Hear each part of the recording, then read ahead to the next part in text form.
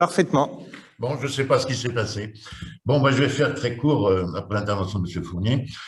Pour reprendre ce que je disais sur l'hydrogène, je suis content que l'on ne prenne pas l'hydrogène comme le gaz miracle qui va nous sauver complètement de toutes les misères dont nous souffrons. Mais enfin, il y a quand même plusieurs choses qu'il faut préciser. C'est que, bon, on l'a dit, l'hydrogène est produit par l'électrolyse, hein, mais surtout, et ce qu'on n'a pas précisé, c'est un gaz qui s'enflamme 2 fois plus vite que le propane et le méthane, qui fuit beaucoup plus facilement et explose au contact de l'air. Alors, pour les capacités de stockage de l'hydrogène, je crois qu'il faudra faire très, très attention. Il y aura énormément de recherches à faire. C'est un gaz dangereux. Ceux qui ont suivi les recherches qu'on faisait dans les années 70 sur la voiture à hydrogène savent très bien qu'on a été obligé d'arrêter parce que ça explosait tout le temps, hein.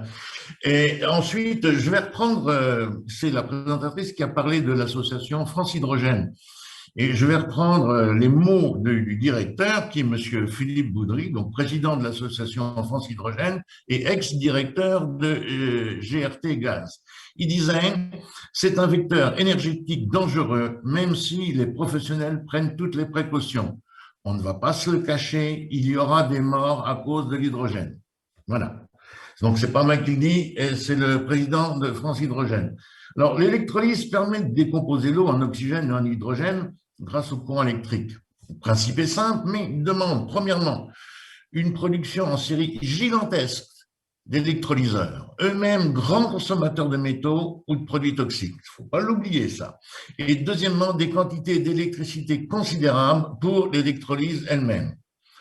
En clair, à condition que les pouvoirs publics subventionnent l'hydrogène vert, dont le coût de production est aujourd'hui 3 fois supérieur à l'hydrogène gris ou noir, celui issu du gaz, du pétrole, du charbon, le même Philippe pour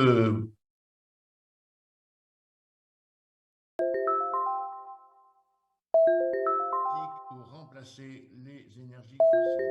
Je vous l'accorde, c'est mon...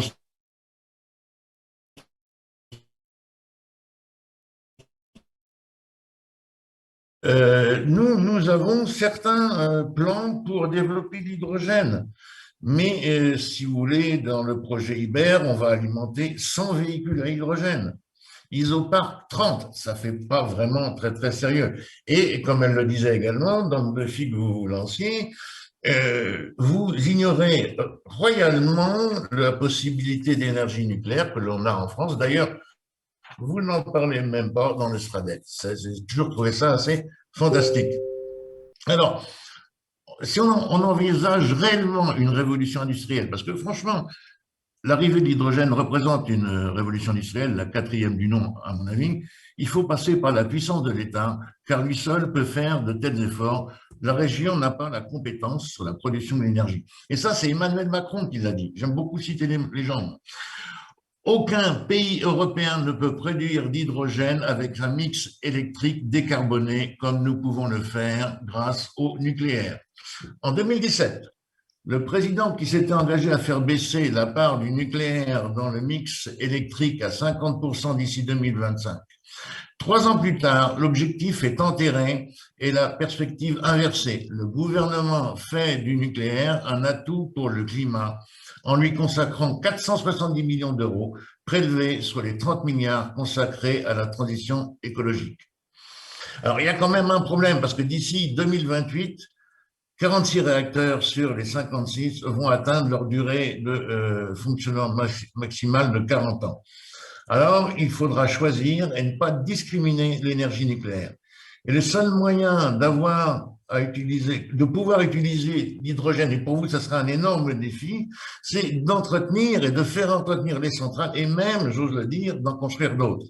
Alors, est-ce que la région sera capable d'une telle abnégation? Pour l'instant, j'ai un petit doute. Voilà, je vous remercie beaucoup.